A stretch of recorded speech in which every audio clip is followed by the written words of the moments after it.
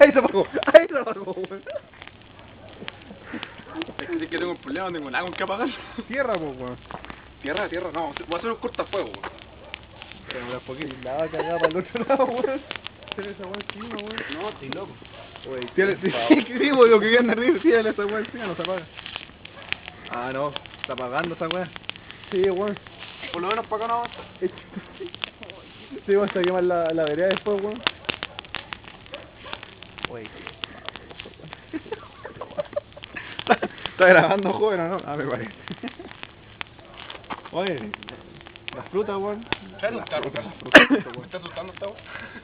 Apagáis como sea, pero apágalo. pisotea esa weón. El más weón se me quema la zapatilla. O tráete un vasito, Carla, y agüita.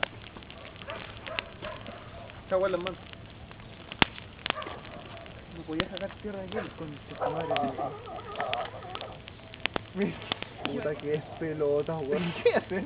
Ahora empezar a pegar. Se va a prender. ¿Dónde está esa weón? Apágalo, veo.